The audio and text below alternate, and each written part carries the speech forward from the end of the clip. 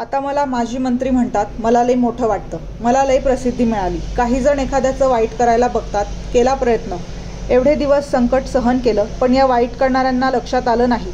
शेवटी नियतीला काय मान्य असतं. आपलं जर मन साफ असेल तर नियतीसुद्धा आपल्यासोबत राहते. जेवढं बदनाम करण्याचा प्रयत्न केला त्याच्यापेक्षा जास्त न बोलता परमेश्वराने लोकप्रिय केलं. मंत्री नसताना असे म्हणत धनंजय मुंडे यांनी जनतेचे आभार मानले आहेत. परळी तालुक्यात बोधेगाव येथे आयोजित एका कार्यक्रमात ते बोलत होते. खरं तर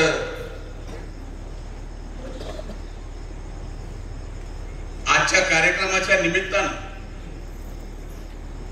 राजेश्वर आवाज या पद्धतीने बोलत होते,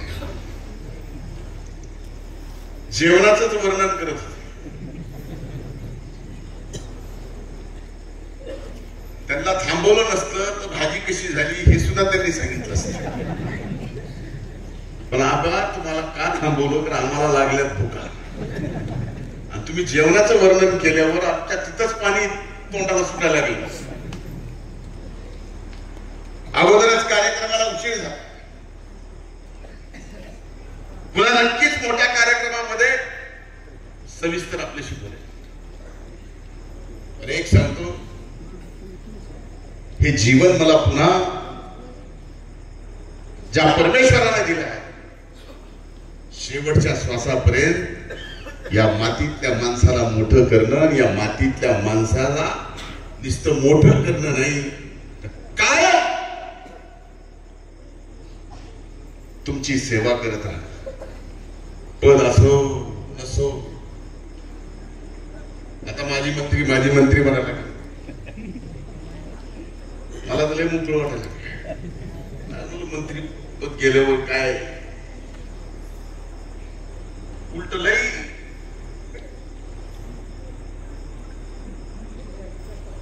प्रसिद्धी मिळाली आपल्याला. कधी कधी काही गोष्टी काही जण एखाद्याचं वाईट करायला बघतात. केला प्रयत्न, तेवढ्या दिवस संकट सहन केलं, पण त्या वाईट करणाऱ्यांनी माझं हे लक्षात आलं नाही की शेवटी नियतीला काय मान्य असतं. आपली जर साफ मन असेल तर नियती सुद्धा आपल्या सोबत राहते. मी हे कायम म्हणतो, जेवढा मतदान करायचा प्रयत्न केला त्याच्यापेक्षा जास्त न बोलता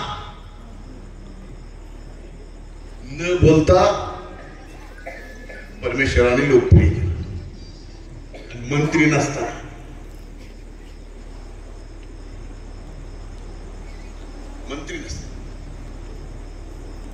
हे तुमच्या सगळ्यांचे आशीर्वाद आहे, तुमच्या सगळ्यांचं प्रेम आहे, म्हणून हे घडतं.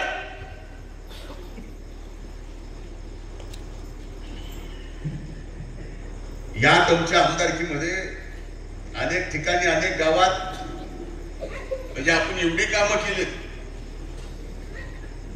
त्याचं भूमिपूजन नाही, तुमच्या पातळीवर उद्घाटन नाही, तुमच्या पातळीवर.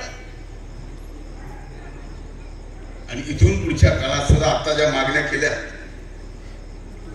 मला वाटलं एवढ्यावर भागल.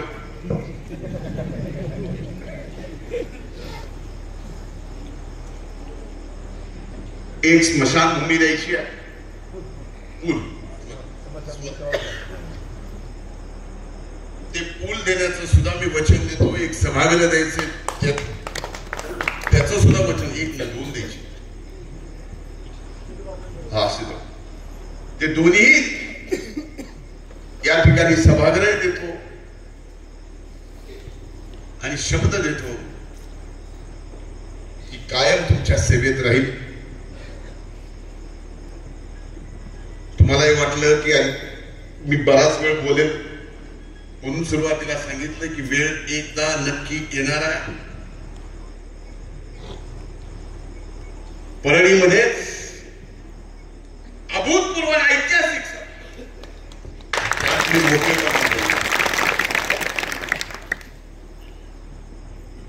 आज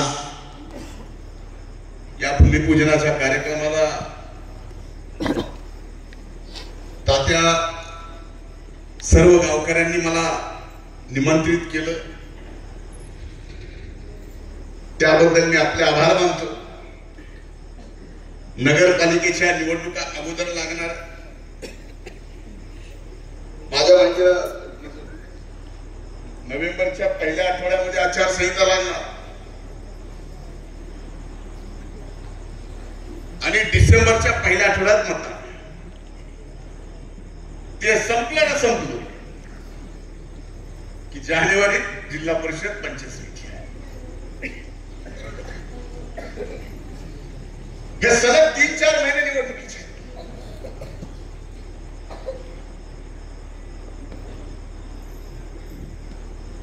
त्यामुळे गावागावात जाणं, प्रत्येक गावाचा दौरा करणार, पण अगोदर जरा एक नगरपालिकेचं सगळं व्यवस्थित करून पुन्हा गाव टू गाव या ठिकाणी मी स्वतः दौरा करणार. आणि एक लक्षात घ्या, शेवटी ग्रामपंचायतीची निवडणूक असो,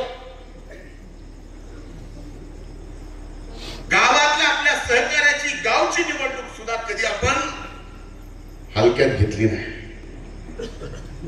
जिल्हा परिषद पंचायत समिती सुद्धा आपण या ठिकाणी हलक्यात घेणार नाही. माझी आणि ताईंची आता महायुतीचं सरकार एकत्र आहे, याबाबत एकदा चर्चा झालेली आहे. आणि मला खात्री आहे, मला विश्वास आहे की या निवडणुकीत सुद्धा भारतीय जनता पार्टी, राष्ट्रवादी काँग्रेस युती करून निवडणूक लढेल याचा मला विश्वास आहे. आणखी पूर्ण चर्चा होणं बाकी आहे. त्यामुळे आपण तसे निश्चित राहा, म्हणजे जी इच्छुक आहे उमेदवारी मिळेल. पुन्हा एकदा आपल्या सगळ्यांचे आभार मानतो.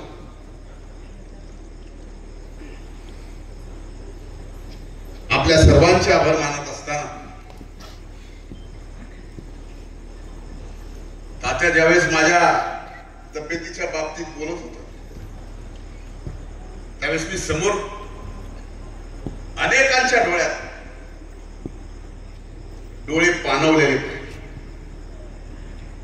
जीवनात काय मिळवायचं, हे प्रेम जे तुम्ही दिलंय ते एका जीवनात फिटणार नाही.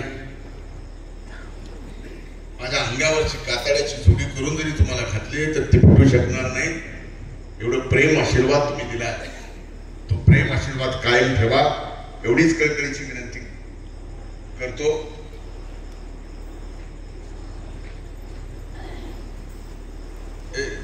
मोहा सबस्टेशनची लाईट वर